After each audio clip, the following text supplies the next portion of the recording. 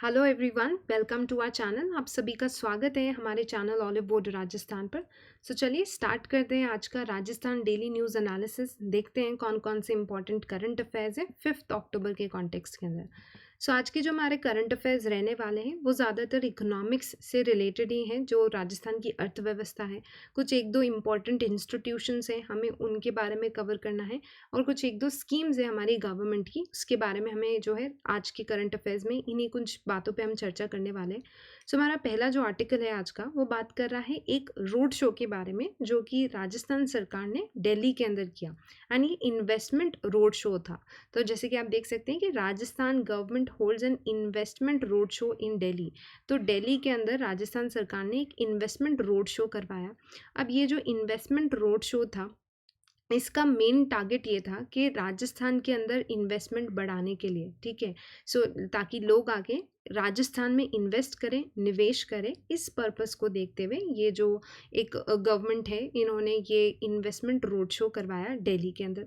हमारी जो राजस्थान सरकार है, यहाँ पे इनके दो इंस्टीट्यूशंस थे, दो गवर्नमेंट की एजेंसी आप बोल लीजिए।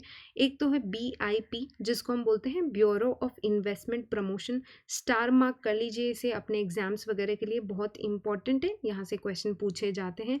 राजस्थान सरकार के जितने भी इंपॉर्टेंट ऑर्गेनाइजेशन हैं जो कि इकोनॉमिक्स या अर्थव्यवस्था के अंदर हमारे राजस्थान की इंपॉर्टेंट रोल प्ले करते हैं, जैसे कि आपने राजसिको के बारे में सुना होगा, रीको के बारे में, BIP के बारे में, इन सभी एजेंसीज पे क्वेश्चंस पूछे जाते हैं। मेन दो टाइप के क्वेश्चंस यहाँ पे जो RPSC पूछती है। पहला चीज़, वो किस साल में जो है वो इंस्टीट्यूशन बनाया गया था, वो आपसे पूछ लिया जाता है। तो 100 आपसे ईयर पे क्वेश्चन पूछ लिया जाएगा, वो कौन से साल के अंदर बनाया गया था। एंड दूसरा क्वेश्चन पूछ लिया जाता है कि इसका काम क्या होता है, कि BIP जो है उसका काम क्या है, रीको का काम क्या है। ये कुछ बेसिक सी चीज़ें हैं जो आपको पता होनी चाहिए। फिर से करंट अफेयर के बारे में जो हम बात कर रहे थे कि राजस्थान सरकार की दो ऑर्गेनाइजेशन, एक तो BIP एंड दूसरा जो है वो है रीको। BIP का फुल फॉर्म आप देखिए, इसका नाम है ब्यूरो ऑफ इन्वेस्टमेंट प्रमोशन, ठीक है। एक ऐसा ब्यूरो है ऑफ इन्वेस्टमेंट प्रमोशन का मतलब कि राजस्थान में निवेश का प्रोत्साहन करने के लिए ब्यूरो ऑफ इन्वेस्टमेंट प्रमोशन, ये एक ऑर्गेनाइजेशन है। एंड दूसरा साथ में जो एक ऑर्गेनाइजेशन था, इसका हमारे राजस्थान सरकार की एजेंसी थी, उसका नाम है रीको। रीको पे इनफैक्ट इसके फुल फॉर्म पे भी क्वेश्चंस पूछे गए हैं कभी कभी, कि कुछ आपसे पूछ लिया जाएगा कि रीको का फुल फॉर्म बताएं, एंड 4 ऑप्शंस आपको दे दिए जाएंगे, जिसके अंदर आपका आंसर रहेगा Rajasthan state industrial development. RIICO में देखिए स्टेट इंडस्ट्रियल डेवलपमेंट भी आता है, और हमें लगता है ये स्टेट का एस यहाँ पे मिसिंग है, लेकिन यहाँ पे इस रीको के अंदर स्टेट का एस यहाँ पे नहीं आता है। Rajasthan state industrial development and investment corporation, यहाँ पे इस R से I से अगेन इस I से और इस C से रीको करके एक इसका फुल फॉर्म बना दिया गया, एब्रिवेशन बना दिया गया, Rajasthan state industrial development and investment corporation. अब इसके भी अगर हम नाम के बारे में बात करें, देखिए राजस्थान स्टेट के अंदर इंडस्ट्रियल डेवलपमेंट करना मतलब कि हमारे यहाँ पे उद्योग को बढ़ावा देना, उसका उद्योग का विकास करना, और इन्वेस्टमेंट कॉरपोरेशन, इसका भी काम यही है कि निवेशकों की यहाँ पे मदद करना। दो ऑर्गेनाइजेशंस के बारे में हमने पढ़ा, इनके बारे में हम ब्रीफ में एक बार बात कर लेते हैं कि एग्जाम में हमसे क्या चीज़ें इनसे पूछी जा सकती है। जैसे मैंने आपको बताया कि हमारे इकोनॉमिक्स में जो चीज़ें पूछी जाती है, अर्थव्यवस्था में जो भी राजस्थान सरकार की एजेंसीज है, एक तो वो कौन से ईयर में बनी, कौन से साल में बनी, प्लस उसका मेन टारगेट या मोटिव क्या रहता है, क्या क्या अगर उस वो काम क्या कर रही है हमारे राजस्थान के अंदर। पहला हम बात करें जो ऑर्गेनाइजेशन के बारे में, BIP bureau of investment promotion, ये कौन से सन में बना था, 1991 में। बहुत इंपॉर्टेंट ईयर है, आपको पता होना चाहिए। ब्यूरो ऑफ इन्वेस्टमेंट प्रमोशन 1991 के अंदर बना था ना। ये एक नोडल एजेंसी है हमारे राजस्थान सरकार की इन्वेस्टमेंट प्रमोशन के लिए, जो निवेश किया जाता है उसको प्रोत्साहन करने के लिए। तो अगर कोई भी कंपनी है, अगर मान लीजिए कोई भी बाहर से, राजस्थान के बाहर से अगर कोई लोग आए और वो इन्वेस्ट करना चाहता है, कोई बिजनेसमैन आया वो इन्वेस्ट करना चाहता है राजस्थान के अंदर, कोई ग्रुप आया कंपनीज का, अगर वो इन्वेस्ट करना चाहे राजस्थान में, तो अगर उनका इन्वेस्टमेंट अबव 10 करोड़ का है, मेन फोकस ये BIP के पास है, ऐसे केसेस जो है BIP के पास जाते हैं, ठीक है। तो ये जो ब्यूरो ऑफ इन्वेस्टमेंट प्रमोशन है, मेनली इनका टारगेट रहता है कि 10 करोड़ से ऊपर का अगर कोई इन्वेस्टमेंट आ रहा है, उनको BIP टारगेट करता है, BIP उनको मदद करता है। यहाँ पे ये सपोर्ट करेगा उन इन्वेस्टर को, उन जो अगर कोई भी इन्वेस्टर आया जिसका 10 करोड़ से ज़्यादा का इन्वेस्टमेंट है, वो राजस्थान में इन्वेस्ट करना चाहते हैं, निवेश करना चाहते हैं, सो बीआईपी उनको सपोर्ट करेगा, उनको गाइड करेगा उन इन्वेस्टर्स को कि राजस्थान में वो कैसे कैसे इन्वेस्टमेंट कर सकते हैं यहाँ पे। तो देखिए, जब भी कोई बिजनेस वगैरह अगर सेटअप करना चाहेगा कोई, तो उसकी 3 स्टेजेस हो जाएंगी।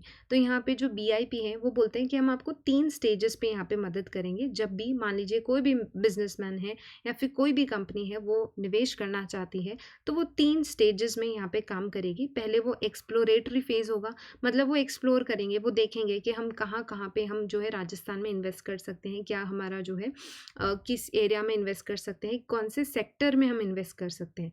तो पहला जब आपका एक्सप्लोरेटरी फेज़ होगा, तब आपको बीआईपी मदद करेगा, सेक्टर स्पेसिफिक इन्फॉर्मेशन देगा।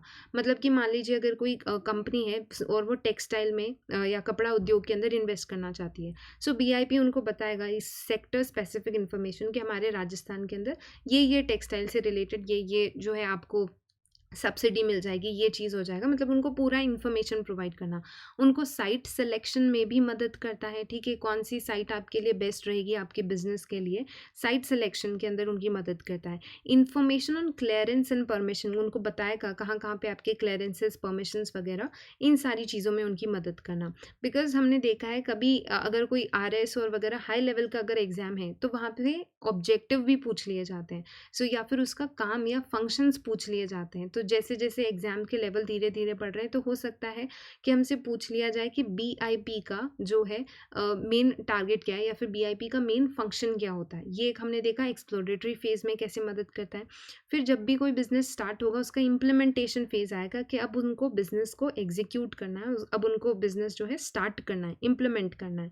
तो यहाँ पे उनको जो लाइसेंस लेना पड़ेगा, परमिट्स लेने पड़ेंगे, उनके अंदर एक सिंगल विंडो क्लियरेंस सिस्टम इन्होंने स्टार्ट कर रखा है, बीआईपी वो मदद करता है। ये वन स्टॉप शॉप मैकेनिज्म भी बीआईपी द्वारा ही है। ये आपके लिए इंपॉर्टेंट हो जाता है, सिंगल विंडो क्लियरेंस सिस्टम वाली चीज़ and one stop shop mechanism वाली। पहले सिंगल विंडो सिस्टम हुआ करता था, उसको बाद में वन स्टॉप शॉप मैकेनिज्म कर दिया। मेन चीज़ यही है कि एक आदमी को जब निवेश करना हो, कोई बिजनेस स्टार्ट करना हो, वो अलग अलग जगह उसे भटकना ना पड़े, एक ही जगह उसका सारा काम हो जाए। वन स्टॉप शॉप मैकेनिज्म उसको बोला गया है। सो पहले ऐसे था कि 10 करोड़ से कम का इन्वेस्टमेंट है तो सिंगल विंडो क्लियरेंस के थ्रू, एंड फिर अगर 10 करोड़ से ज़्यादा है तो वन स्टॉप शॉप मैकेनिज्म के थ्रू आपका जो काम है हो जाएगा। Then contact with the government entities आपको बताएगा कि गवर्नमेंट के क्या क्या काम है जो आपको करवाने पड़ेंगे ये एक बिज़नेस आपका सेटअप करने के लिए। फिर तीसरा जो फेज़ आएगा उसके अंदर, मतलब वो जो ऑपरेशनल फेज़ आएगा जिसके अंदर आपका बिजनेस जो है अब इन ऑपरेशन आ चुका है, बिजनेस अब स्टार्ट हो चुका है, तो आपको बताएगा हैंडलिंग इन्वेस्टमेंट्स वगैरह, आफ्टर केयर कैसे करना है, इन सारी चीज़ों में कुल मिला के आपको बीआईपी इन सब चीज़ों में मदद करने वाला है।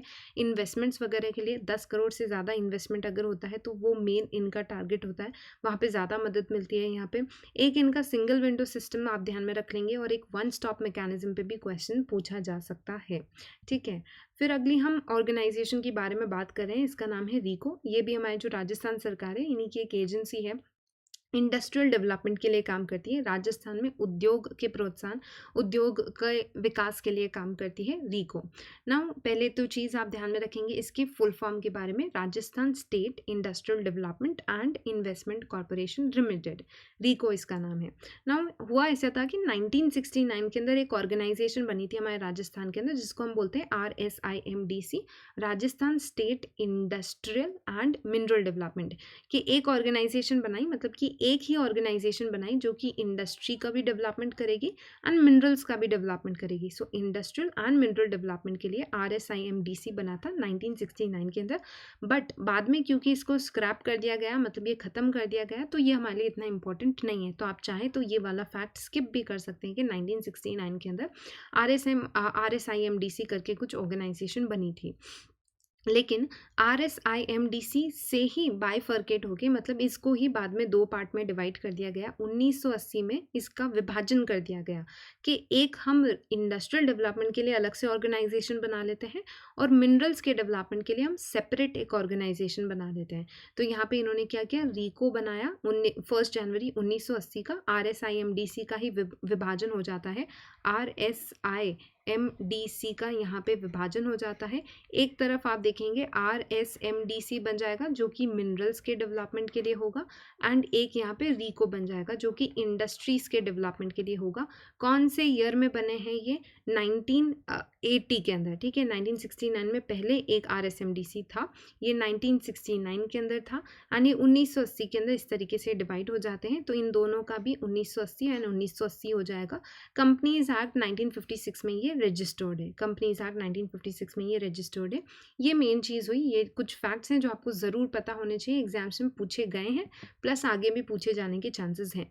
आगे हम बात करते हैं कि रीको का क्या क्या काम है। तो हमने BIP का देखा, जिसे हम ब्यूरो ऑफ इन्वेस्टमेंट प्रमोशन है, उसका मेन काम है इन्वेस्टमेंट या फिर निवेश का प्रोत्साहन करना, ठीक है। जो भी निवेशक हैं उनको फैसिलिटेट करना, उनकी मदद करना, उनको फैसिलिटीज़ देना, किसको? निवेशकों की।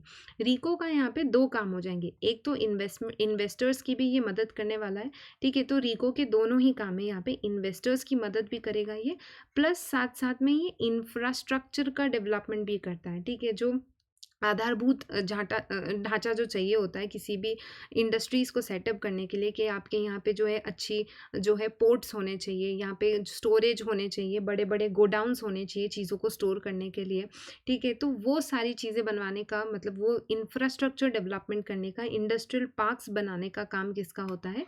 रीको का होता है। सो रीको हैज़ पायनियर्ड इंडस्ट्रियलाइजेशन। ये बिल्कुल आपका रीको जो साइट है वो ये बोलता है कि रीको हैज़ पायनियर्ड इंडस्ट्रियलाइजेशन, मतलब कि उद्योग की शुरुआत राजस्थान में अगर देखी जाए तो रीको की वजह से ही राजस्थान के अंदर एक अच्छी शुरुआत हो पाई थी। इंडस्ट्रियल एरियाज इसने सेटअप किए हैं, ठीक है। राजस्थान के अंदर इंडस्ट्रियल एरियाज इसने सेटअप किए हैं।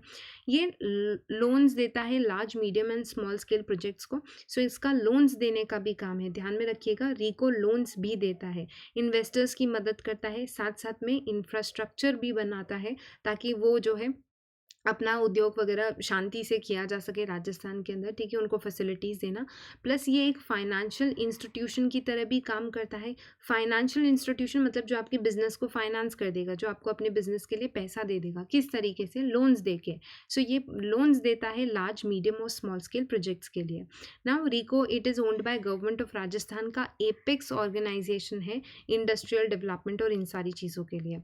तो हमने देखा रीको के मेन जो चीज़ है ये, एक तो ये फाइनेंस के मतलब कि फाइनेंशियल असिस्टेंस भी देता है लार्ज स्केल प्रोजेक्ट्स वगैरह के लिए।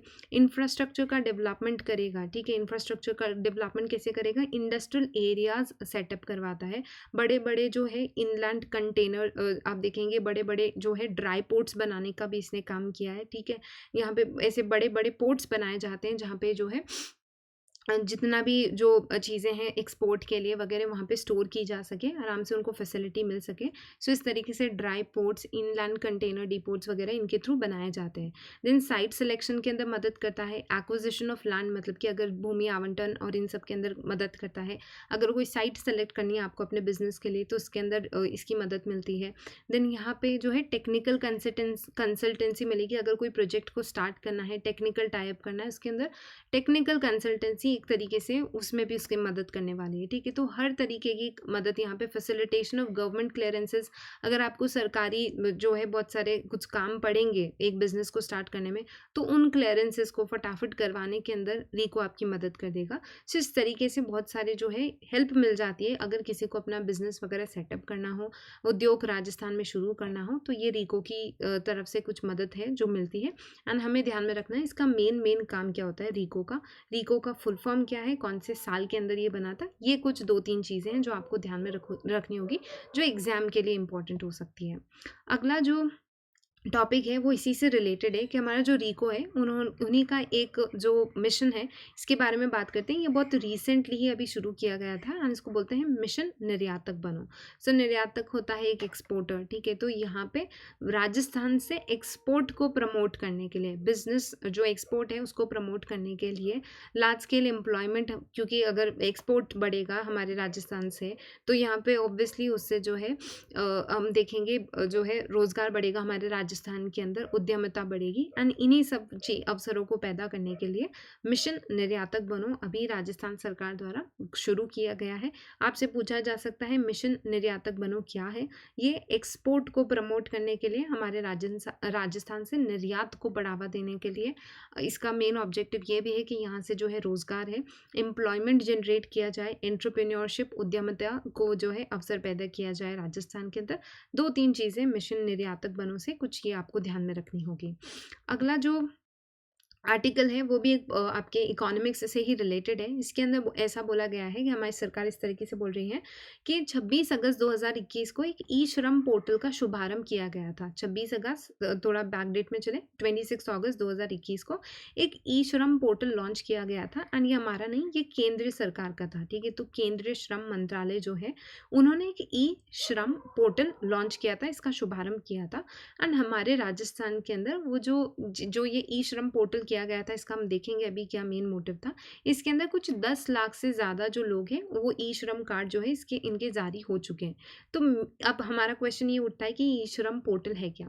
तो पहली चीज़, ये एक पोर्टल है जो कि केंद्र सरकार का कौन सा? केंद्रीय श्रम मंत्रालय ने इसको लाया था। कभी 26 अगस्त 2021 को ये लाए थे ना। इनका मेन इसके अंदर जो मोटिव है, क्यों बनाया गया है ये पोर्टल, इसके अंदर इन्होंने बोला कि जो असंगठित श्रमिक है, मतलब कि जो अनऑर्गेनाइज्ड सेक्टर है, आपके अनऑर्गेनाइज्ड जो लोग हैं, जैसे कि जो किसान हैं, जो कि श्रमिक हैं, कुछ मजदूर हैं, जो मनरेगा में लोग काम कर रहे हैं, जो स्ट्रीट वेंडर्स हैं, जो ठेले वगैरह लगा के काम कर रहे हैं, ये अनऑर्गेनाइज सेक्टर में है। इनको ना ही तो पेंशन्स मिल रही होती है, ना ही ये किसी स्कीम्स वगैरह के अंदर होते हैं, ना ही इनको जो है प्रोविडेंट फंड पैसा, मतलब ये बिल्कुल अनऑर्गेनाइज सेक्टर है हमारा। बिल्कुल भी इनका रजिस्ट्रेशन वगैरह कुछ भी हमें एज सच हमारे पास कुछ अच्छा डेटा वगैरह इनका नहीं है।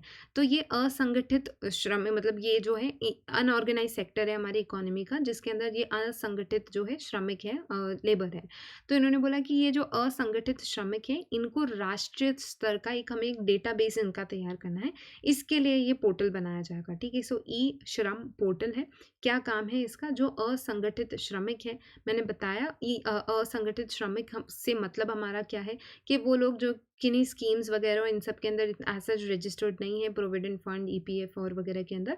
सो ये जो रिलेटेड है कृषि से रिलेटेड, निर्माण, जिनको जो है प्रवासी अगर हुए, कोई घरेलू बिजनेस अगर किसी उससे रिलेटेड है, आंगनबाड़ी में जो वर्कर्स होते हैं, देन स्ट्रीट वेंडर्स जो होते हैं, आशा वर्कर्स जो होते हैं, मनरेगा में जो काम कर रहे होते हैं, ये सब जो है असंगठित श्रमिक कहलाते हैं। सो ये जो असंगठित कामगार हैं, इनका एक डेटाबेस तैयार करने के लिए ये जो है स्टार्ट किया गया है, ठीक है। तो ई श्रम पोर्टल है एंड इसके अंदर राजस्थान में भी जो है चलाया जा रहा है। तो आपसे पूछा जा सकता है ई श्रम पोर्टल क्या है, और हमसे इससे पूछा जा सकता है तो हमें लगेगा ई श्रम पोर्टल है, मे बी जो यहाँ पे लेबर्स को काम देने के लिए बात की जा रही है, या फिर जो श्रमिक हैं उनको यहाँ पे शायद काम दिया जा रहा है। इसका मेन मोटिव यही है कि ये एक डेटाबेस तैयार करने के लिए इसके अंदर आपको जो है जो श्रमिक हैं उनको रजिस्ट्रेशन इसके अंदर करवाना होगा। एक डेटाबेस इसके अंदर तैयार किया जा रहा है एंड फिर इनको जो है ई श्रम पोर्टल्स के थ्रू इनको जो ई श्रम कार्ड जो है वो दिए जा रहे हैं। सो ई श्रम कार्ड जो है इनको दिए जा रहे हैं। सो हो सकता है ई श्रम कार्ड पे भी पूछ ले कि क्या इसका मतलब क्यों दिए जा रहे हैं ई श्रम कार्ड।